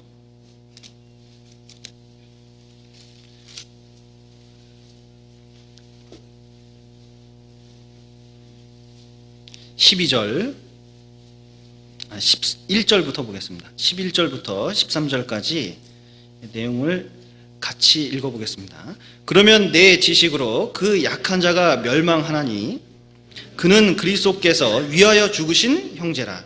이같이 너희가 형제에게 죄를 지어 그 약한 양심을 상하게 하는 것이 곧 그리스도에게 죄를 짓는 것이니라. 그러므로 만일 식물이 내 형제로 실족해 하면 나는 영원히 고기를 먹지 아니하여 내 형제를 실족치 않게 하리라. 예. 내가 고기 먹는 것보다, 내 욕구를 채우는 것보다 형제자매 하나 세우는 것이 훨씬 중요하다는 거예요. 그러니까 교회 내에서 말 조심할 필요가 있습니다. 어떤 형제자매님들은 교제 나와서 이렇게 구원 간증이 시원찮으면 구원 안 받았구만, 다시 들어야 됐구만, 이렇게 하는 분이 있어요. 어떤 분은 친하려고 말해요. 본인은 친하려고 말하는데 어떻게 얘기하냐면 여기 왜 왔어? 그러는 거야. 교회 왜 왔어? 그러니까 퉁명스럽게, 이 말투가 원래 그러신 분이거든요. 그러니까 본인은 친하게 하려고 한다고 그렇게 얘기해요. 근데 그것 때문에 상처받는 분이 얼마나 많아요. 그러니까 본인이 고쳐야 되는데 지가 믿음이 안 되니까 이런 경우가 있습니다.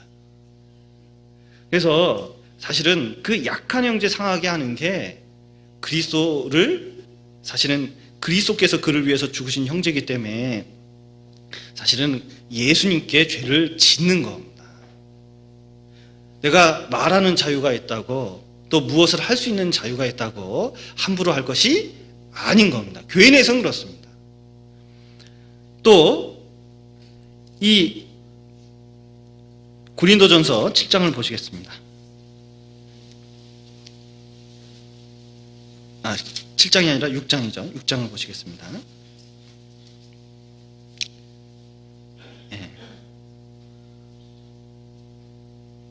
13절, 식물은 배를 위하고 배는 식물을 위하나 하나님이 이것저것 다 폐하시리라. 몸은 음란을 위하지 않고 오직 주를 위하며 주는 몸을 위하시느니라. 이렇게 되어 있는데, 이 고린도 교회 사람들의 두 번째 주장입니다. 아까는 자유하니까 마음대로 사용해도 된다, 이렇게 이제 생각을 가졌는데, 또 하나는 뭐냐면 식물은 배를 위하고 이렇게 있는데 하나님이 주신 본능이기 때문에 채워야 된다, 그렇게 얘기하는 겁니다. 배가 고프면 밥을 먹어야 된다. 그리고 음식은 배를 위해서 있는 거다. 내 위장이, 내 위가 무엇 때문에 있는 거냐? 음식물이 왜 있는 거냐? 먹으라고 위가 있는 거다. 그래서 배 채우기에 있는 거니까, 그래서 그것을 먹어야 된다. 성적인 욕구가 있다면 어떻게 되느냐? 그거 채워버려야 된다. 왜냐면 신앙생활하는데 오히려 그 욕구가 충족이 안 되면 문제가 생길 수 있다. 이게 채워야 된다, 이렇게 생각을 하는 거예요. 요즘 사람들은 어떻게 주장할까요? 한국 남자들은 술이 문제가 생기는 경우가 많죠. 그래서 술꾼들 하는 얘기 뭐라고 할까요? 술 먹으면서 술도 음식이야? 먹으라고 있는 거야? 그러니까 먹는다, 이겁니다.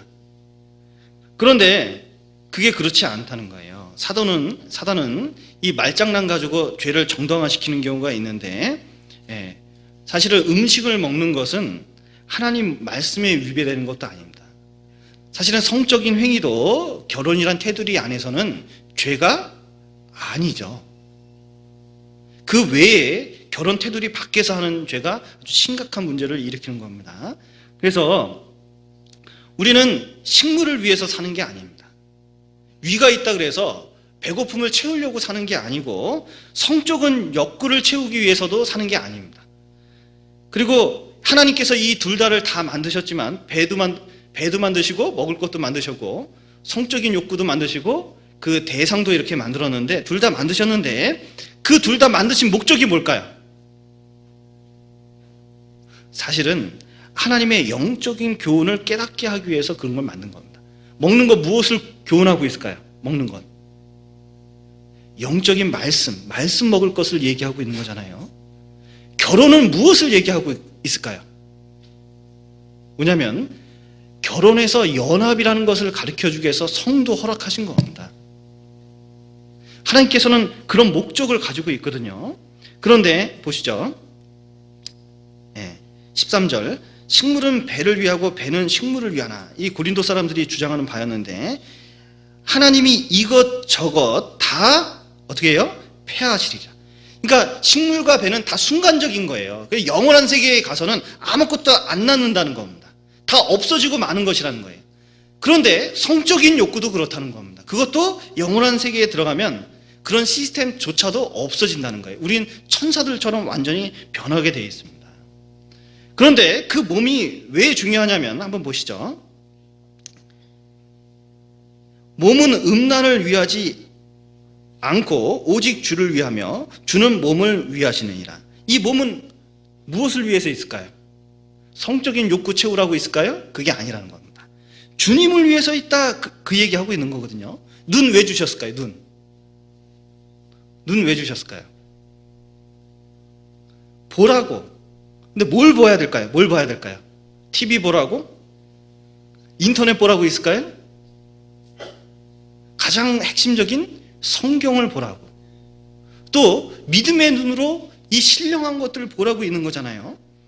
이 손 왜 있을까요? 이 손. 주님의 일을 하라고, 기도하라고 손을 주셨잖아요. 이 귀는 왜 주었을까요? 말씀 들으라고 준 게 틀림없잖아요.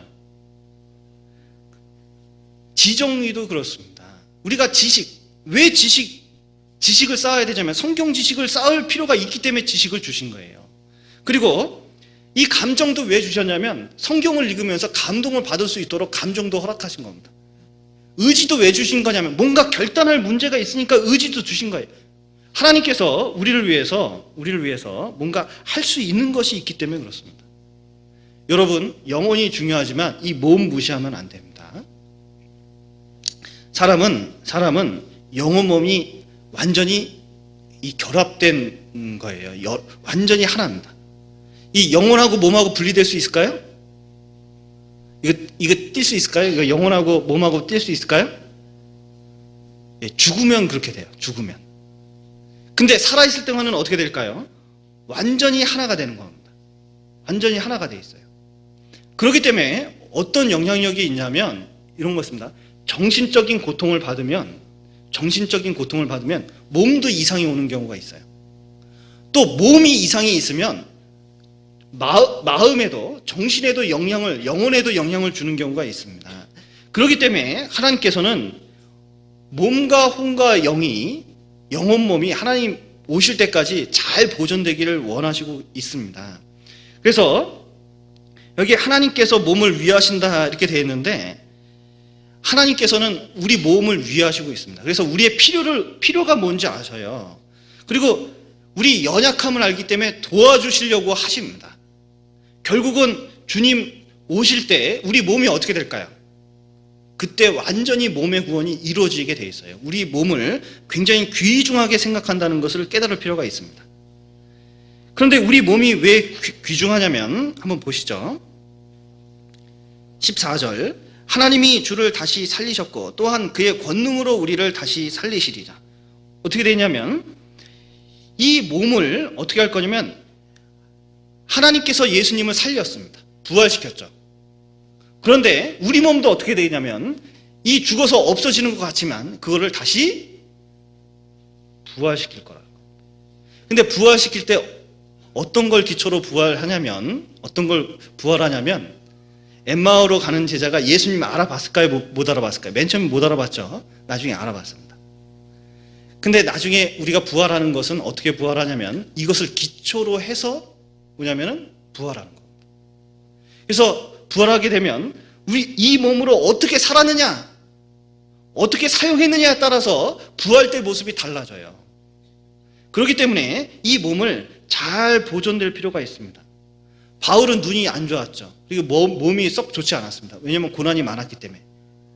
그런데 누가가 옆에 있어가지고 이 바울의 몸을 잘 관리해 줬습니다. 예수님도 헌신해서 살았지만 이 몸을 잘 사용하려고 관리했다는 걸 알 수가 있습니다. 그래서 우리가 구원받은 다음부터 신앙생활은 이 몸이 있어야 신앙생활도 할 수 있는 거잖아요. 그러니까 관리가 필요해요. 관리가 필요합니다. 이 몸이 또 왜 필요하냐면 한번 보시죠. 15절 보시겠습니다. 너희 몸이 그리스도의 지체인 줄 알지 못하느냐? 내가 그리스도의 지체를 가지고 창기 지체를 만들겠느냐? 결코 그럴 수 없느니라. 창기와 합하는 자는 저와 한 몸인 줄 알지 못하느냐? 일러스되 둘이 한 육체가 된다 하셨나니 주와 합하는 자는 한 영이라. 음행을 피하라. 사람이 범하는 죄마다 몸 밖에 있거냐? 음행하는 자는 자기 몸에 죄를 범하느니라. 여기 보면 왜 죄를 지면 안 되냐면, 음행죄를 지으면 안 되냐면 그리스도의 지체가 됐기 때문에 그렇습니다.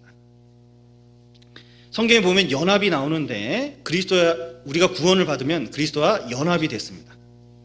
그러니까 한 몸이 됐다는 뜻이에요. 결혼도 연합의 의미가 있습니다. 그래서 결혼을 하면 하나님께서 둘로 보는 게 아니라 하나로 이렇게 보시게 되어 있습니다. 그래서 결혼을 하면 어떤 성적인 결합이 있는데 그 성적인 육체적인 관계 이외에 거기에 영적인 의미가 있습니다.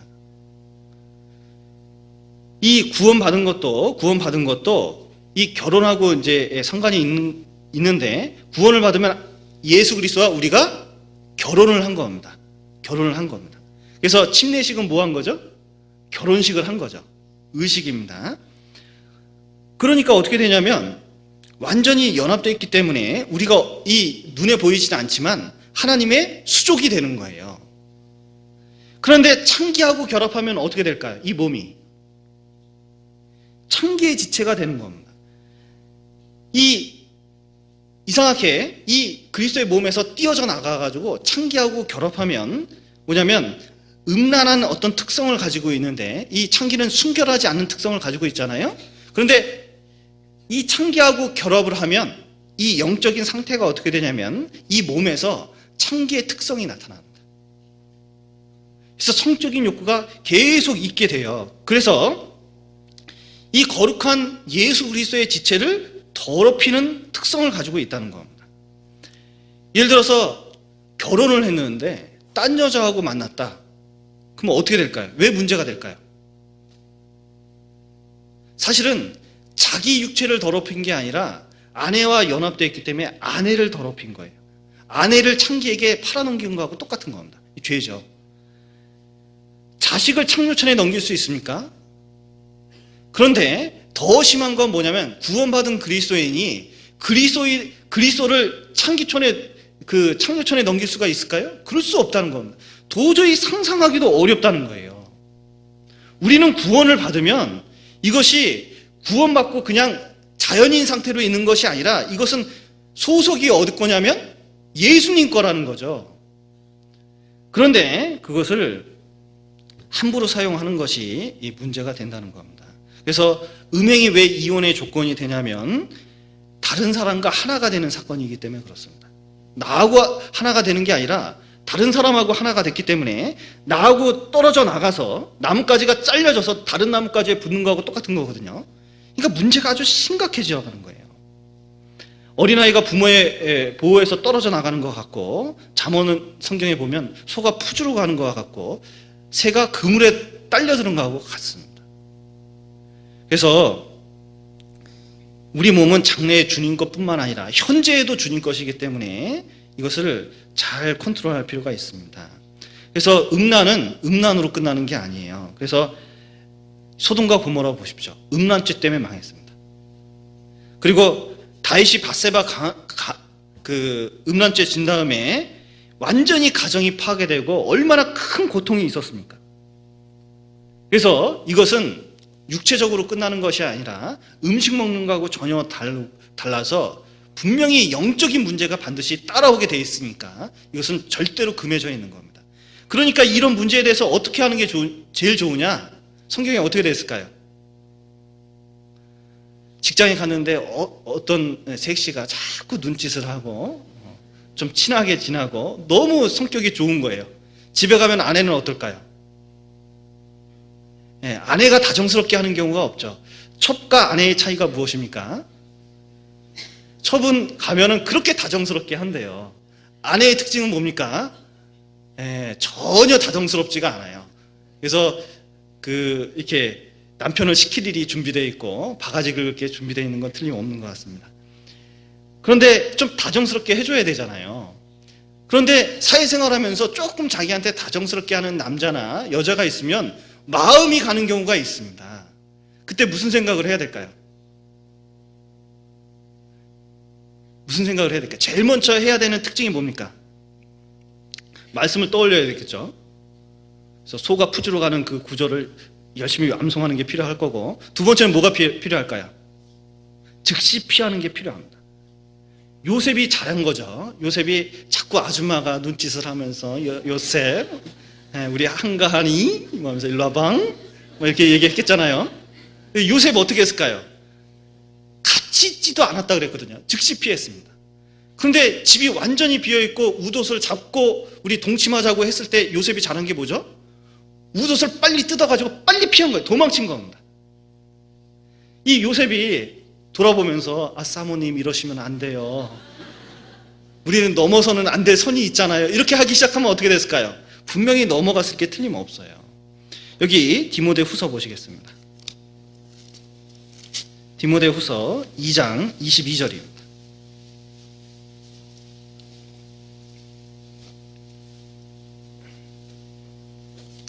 (22절) 같이 읽어보겠습니다. 또한 내가 청년의 정욕을 피하고 주를 깨끗한 마음으로 부르는 자들과 함께 의와 믿음과 사랑과 화평을 쫓으라. 내가 청년의 정욕, 그 정욕이 있는데 그 정욕을 어떻게 하라고요? 피하는 게 좋습니다. 피하는 게 좋아요. 먼저는 피해야 됩니다. 두 번째는 또 필요한 게 뭐냐면 주를 깨끗한 마음으로 부르는 자들과 함께, 여기다 함께에다 동그라미 쳐야 돼요. 요 구절에서 가장 중요한 것은 피하고 그 다음에 함께에 동그라미 쳐야 됩니다. 그리고 끝에 쫓으라. 먼저는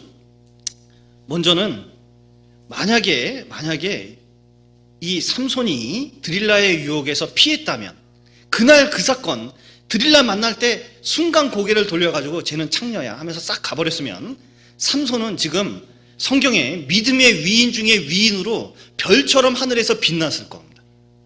근데 삼손 생각하면 뭐 생각나죠? 눈 빠지고 이거 깎여서 자살한 사건이 생각나게 되어 있습니다. 그만큼 고통을 받았다는 겁니다. 죄는 먼저 피해야 됩니다. 즉각 거절해야 됩니다. 여러분, 지연된 순종은 순종이 아닙니다. 많은 사람이 즉각 순종하는 것보다, 즉각 죄를 끊는 것보다 어떻게 하냐면 나중에, 내일, 차차 이렇게 되니까 뭐냐면 일이 안 되는 거예요. 그런데 즉각 순종하는 습관만 들인다면 여러분 신앙생활이 달라질 겁니다. 죄와 점점 멀리할 거예요. 그래서 아이들 같은 경우 TV 일주일 안 보기 운동 뭐 이런 거 하거든요. 뭐 인터넷 일주일 안 하기 운동 뭐 이런 거 옛날에 했거든요. 근데 애들 태도가 틀려집니다. 여러분, 우리 삶 속에서 들어오는 모든 것들을 좀 절제할 필요가 있어요. 삶을 환경 정리를 좀 할 필요가 있습니다. 여러분, 교회 내에서 상담할 때 상담할 때 유리창 달아놓는 거 보실 거예요. 왜 그러냐면 자매들하고 상담할 때는 유리창이 없으면 뭐 하냐면 문 조금 열어놓거나 이렇게 하는 경우가 있거든요. 왜 그렇게 하냐면 혹시 오해할까 봐. 우리는 항상 순결한 마음 가지고 생활해야 하기 때문에 일절 순전함으로 형제자매를 대할 필요가 있습니다. 그래서 그 보는 것이나 이런 것을 좀 조심할 필요가 있어요. 그리고 쫓으라 그랬는데 어디에 관심이 있어야 되면 교제에 관심이 있어야겠죠. 더 많이 참석을 하면 되는 겁니다. 그러면 사실은 독신의 외로움이 있는 경우도 있고 여러 가지 어려움이 있는 경우가 있는데 교제 가운데 형제자매를 위해서 살겠다고 딱 그러면 하나님께서 많은 도움을 주시게 되어 있습니다. 다시 고린도전서 6장을 보시겠습니다. 6장 19절입니다. 너희 몸은 너희가 하나님께로부터 받은 바 너희 가운데 계신 성령의 전인 줄을 알지 못하느냐. 너희는 너희 것이 아니라 값으로 산 것이 되었으니 그런즉 너희 몸으로 하나님께 영광을 돌리라. 자, 너희 몸은, 자, 우리 몸이 있습니다. 이 몸은 뭐냐면 하나님께로부터 받은 바, 구원받을 때 어떻게 하냐면 하나님이 이 몸을 샀습니다. 샀는데 어떻게 하냐면 구원 받자마자 나한테 돌려준 거예요. 그러니까 이 몸은 우리가 뭐 하고 있는 거냐면 청지기 역할을 하고 있는 겁니다. 관리하는 거예요. 여러분, 어떤 사람이 이렇게 저 콘도를, 저기 집이 있는데 여름에 거기 가서 좀 놀라고 그랬습니다. 근데 한참 신나게 노는데 무슨 생각이 들었을까요? 남의 집인데 깨끗하게 써야지, 그 생각이 들었답니다. 남의 집이니까. 근데 이거 누구 걸까요? 이 몸뚱아리 누구 걸까요? 한참 자기 것처럼 썼는데 결국 주님 만날 때 누구 걸까요? 이거 결국 주님 겁니다. 내가 관리를 어떻게 했느냐에 따라서 평가가 달라지게 돼 있어요. 그런데 이 몸값이 얼마일까요? 제 몸값이 얼마일까요? 이 영국 축구 선수 베컴은 몸값이 485억이래요. 이 마이크 사는데 50만 원 들었으면 이 50만 원짜리 값어치가 있습니다. 이 강대상 사는데 300만 원 들었으면 300만 원 가치가 있습니다. 근데 이거 얼마짜리일까요? 이거 얼마짜리일까요? 내 몸값은 얼마일까요? 예수님짜리입니다. 값어치가 얼마 정도 되냐면 예수님만큼, 예수님이 십자가에 피 흘려서 산 만큼 가치가 있는 거예요. 그래서 하나님의 피로 우리를 사셨기 때문에, 예수님짜리이기 때문에 여기가 어떻게 되냐면 성전이 되는 겁니다. 솔로몬이 성전을 지었을 때 뭐라고 얘기했냐면 하나님을 이 성전으로 감당하기 힘들다, 이렇게 얘기했거든요. 근데 놀라운 것은 우리 몸이 어떻게 되어 있냐면 이 몸이 하나님을 섬기는 성전으로 되어 있는 거예요. 그러니까 이것이 얼마나 값어치 있는 겁니까? 하나님의 성전이라는 것은 무엇이냐면 이 안에 하나님께서 내주하고 있다는 뜻입니다. 그리고 하나님을 섬기도록 디자인되어 있다는 거예요. 그래서 이것이 어떻게 살도록 되냐면 하나님께 영광을 돌리도록 그렇게 설계되어 있다는 겁니다. 여러분, 영광 돌리는 방법 아십니까? 꾀꼬리가 하나님께 영광 돌리는 방법이 무엇일까요? 하나님께 영광 돌리는 방법이 무엇이겠습니까? 꾀꼬리가. 꾀꼬리 목소리를 잘 내면 돼요. 꾀꼬리가 까마귀 목소리 내면 안 됩니다. 꾀꼴 하면 되거든요. 닭이 하나님께 영광을 돌리는 방법은 닭 역할을 잘하면 돼요. 그런데 그리스도인이 하나님께 영광을 돌리는 방법이 무엇일까요? 그리스도인답게 살면 되는 겁니다. 그래서 이것이 성전이기 때문에 성전답게 활용하면 돼요. 성전 안에는 무엇이 있냐면 법궤가 있었습니다. 뭐냐면 지성소 한가운데 법궤가 있었는데 그 법궤는 율법과 속죄소가 있었죠. 뭐냐면 이 마음속에 예수 그리스도를 잘 모시고 있어야 된다는 뜻입니다. 그리고 떡상이 있었죠. 떡상은 무엇을 상징하죠? 늘 교제 가운데 있게 되는 거예요. 우리가 교제에 나오면 하나님과 늘 교제를 하면서 있는 것과 같습니다. 그리고 등대가 있었는데 복음의 빛을 비추면서 살아야 됩니다. 그리고 물두멍이 있었는데 거기서 뭐 해야 될까요? 늘 죄를 씻으면서 살아야 될 필요가 있다고 가르쳐주고 있는 거거든요. 번제단이 있습니다. 우리의 삶 속에서 쳐야 될 것을 늘 치면서 사는 것을 보여주고 있는 겁니다. 우리는 성전이기 때문에 이것을 하나님 위해서 가치 있게 살 필요가 있습니다. 그래서 이 눈 어디다 사용하면 좋을까요? 이 몸, 눈 어디다 사용할까요? 게임하는데? 성경 좀 보십시오. 진짜 이 시대에요, 형제자매님들하고 같이 있고 교회에 있으면 진짜 눈을 보면, 설교 단상에서 눈을 보면 안다. 성경을 읽는 분은 눈빛이 달라요. 근데 성경 안 읽고 주일만 설교 듣는 분은 늘 자세가 일정한 경우가 있습니다. 그런데 눈은 마음의 등불이라고 보통 얘기하는데 진짜 이 눈을 가지고 성경을 보십시오. 그리고 이 세상을 눈에 보는 대로 볼 것이 아니라 믿음의 눈을 깨어서 세상을 보는 시각을 가질 필요가 있습니다. 여러분, 지금이 어떤 시대입니까? 여러분, 전염병이 신종플루라 그래가지고 전염병이 우리 코 밑에까지 딱 오는 순간까지 우리가 있잖아요. 역사상 이 전염병이 우리 코 밑에까지 영향을 주고 전 세계에 영향을 주는 이런 시대에 우리가 살고 있습니다. 그런 사건을 보면 주님이 큰 발걸음을 한 걸음 뛰었다는 것을 들을 수 있고 볼 수가 있거든요. 신앙적인 긴장감을 가지고 앞으로 살아가야 되는데 그것을 못 보고 현실만 봅니다. 야, 요즘 아파트가 어떻게 됐더라잉? 야, 돈이 얼마가 모자른다잉? 그 생각만 쭉 하다 보니까 뭐냐면 진짜 중요한 걸 못 봐요. 그러니까 신앙생활이 적극적일 수가 없는 겁니다. 하나님께 영광 돌리지 못하는 겁니다. 이 귀는 무엇을 들어야 될까요? 옛날에는 어떤 분은 설교 시간에 이렇게 적는 분 계셔요. 이 적는다는 뜻은 뭐냐면 집에 가서 본다는 뜻이거든요. 다시 묵상을 한다는 뜻이잖아요. 근데 적고서 묵상하는 분 거의 못 봤어요. 차라리 얼굴을 보십시오. 강사 얼굴을 보는 게 고개를 숙인 것보다 약 2배 이상 잘 들을 수 있대요. 차라리 강사 얼굴을 제때 듣는 게 좋고 차라리 정말 다시 한번 듣고 싶으면 테이프를 사십시오. 예수님 시대 때 제자들이나 많은 사람이 신앙이 좋아졌던 이유 중에 하나가 5시간 설교를 들었습니다. 그런데 무엇으로 들었냐면 귀를 쫑긋 세우고 들었어요. 제가 글자 모르는 분들한테 전도 집회 한 적이 있습니다. 근데 그분들 특징이 뭐냐면 귀를 쫑긋 세우고 잘 들어요. 믿음의 변화가 있습니다. 이 시대에 정말 필요한 것은 수많은 말씀이 나가고 있지만 형제 자매님들이 말씀에 귀를 기울이지 않습니다. 그냥 듣는 걸로만 만족하는 경우가 있습니다. 듣고 깨달으려고 노력하십시오. 그리고 이 혀는 어디다 사용해야 될까요? 신체 중에 중요한 것은 다 2겹으로 되어 있습니다. 이 심장도 중요해서 이 갈비뼈로 이렇게 보호되어 있죠. 이중으로 보호되어 있습니다. 이 뇌도 중요하기 때문에 해골로 이렇게 보호가 되어 있습니다. 근데 아주 막강한 영향력이 있기 때문에 이 혀는 이빨과 입술로 이중 보호되어 있습니다. 사람이 살리는 것도 혀로 하고 사람을 죽이는 것도 혀로 하기 때문에 사람 영혼에게 가장 미칠 수 있는 영향력이 혀에 있거든요. 그렇기 때문에 말을 조심할 필요가 있습니다. 미소간에도 핵무기나 위험한 무기는 조심해서 사용합니다. 협약도 맺었어요. 말할 때 할 말이 있고 안 할 말이 있는 겁니다.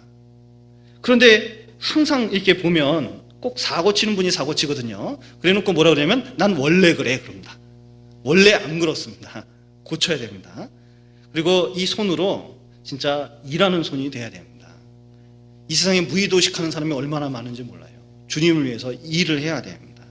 그리고 이 발로 전도하러 다녀야 되죠. 그래서 부지런히 다니면 사실 이 신발이라고 얘기한 것은 발이라고 얘기한 것은 인생 가운데 걸어 다니면 제일 많이 부딪히는 곳이 발입니다. 전도하면서 많은 부딪힘이 있습니다. 그러나 전도를 하려면 반드시 복음의 역사가 나타나는 경우가 많이 있습니다. 구원을 받고 제가 오남교회 간 다음에 하나님께 너무 감사드리는 것은 자매님들이 일을 하시는 분들이 많이 있었는데 교회가 생기고 나서 이 복음을 위해서 일을 그만두신 분들이 많이 있습니다. 그만두신 이후에 뭐 하냐면 정말 자기가 알던 분에게 전도하러 다니셔요. 그래서 얼마나 많은 사람이 구원받았는지 모릅니다. 저는 맨 처음에 그 성인이 44명 있었는데 사실 교제 안 나오는 분도 많이 있었습니다. 그런데 그분들이 앞장서서 돌아다니면서 복음을 전하니까 얼마나 많은 구원의 역사가 일어났는지 모릅니다. 그래서 2년밖에 되지 않은 이 오남교회가 원래 있었던 인원보다 배가 늘었거든요. 배가 훨씬 늘었습니다. 근데 그 안에 너무 교제도 즐거운 것이 뭐냐면 발로 뛰는 형제자매님들이 많이 있기 때문에 그렇습니다. 근데 그분들을 볼 때마다 정말 하나님께 영광을 돌린다는 생각이 들고 있습니다.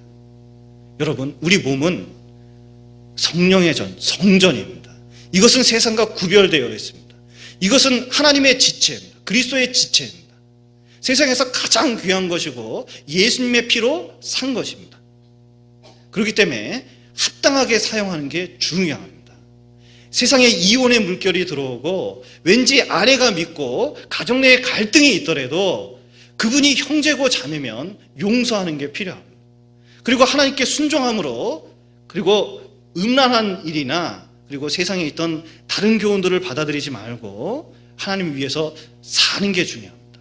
그리고 우리가 자유를 얻었기 때문에 이 자유를 가지고 어떻게 사냐면 정말 힘껏 마음과 뜻과 정성을 다해서 주님 사랑하는 법을 배울 필요가 있습니다. 그래서 이 몸이 하나님 앞에 얼마나 중요한지 좀 생각을 해보고 이 몸을 가지고 더 헌신할 필요가 있다는 것을 교훈을 얻어보았습니다. 잠시 기도하시겠습니다. 사랑과 은혜가 풍성하신 하나님 아버지, 죄 가운데서 저희를 구원하시고 또 우리를 하나님의 지체로 또 성전으로 만들어주심을 감사드립니다. 우리 때때로 죄에 쉽게 노출되고 또 죄에 얽매이면서 살 때가 너무 많이 있습니다. 그러나 이 귀한 지체를 하나님께 드리고 거룩한 산제사로 드려서 주님의 쓰임에 합당하게 사용될 수 있도록 인도하여 주옵소서.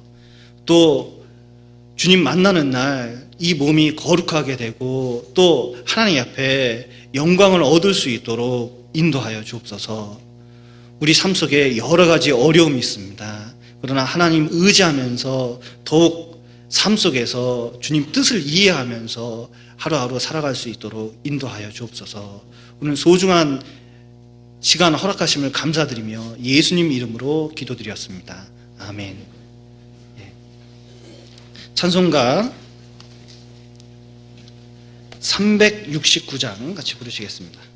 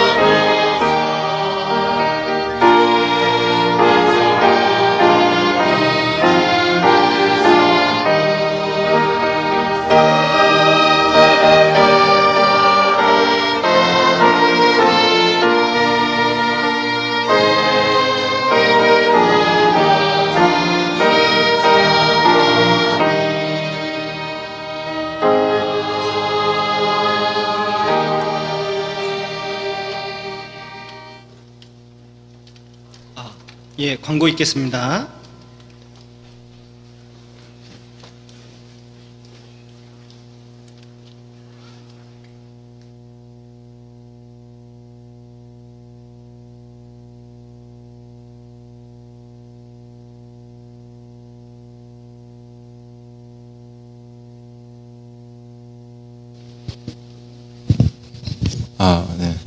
네, 광고 드리겠습니다.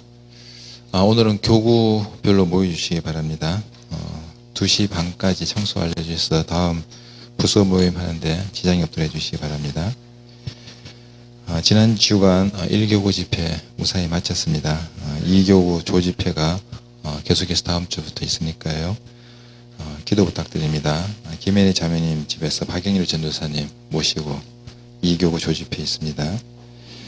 은백장년의 광고입니다. 점심 식사 후에 바로 중강당에서 말씀과 교제가 있습니다. 분리수거는 교제 후에 하시고 즉시 중강당으로 모여주시기 바랍니다. 식사 후에요. 21구역 모임 장소 변경입니다. 윤재용 행제님 댁에서 김영숙 자매님 댁으로 21구역 모임 장소가 변경되었습니다. 장소는 동양아파트 3동 501호입니다. 동양아파트 3동 501호입니다. 네, 오늘은 강구가 짧습니다. 잘 교제하시기 바랍니다.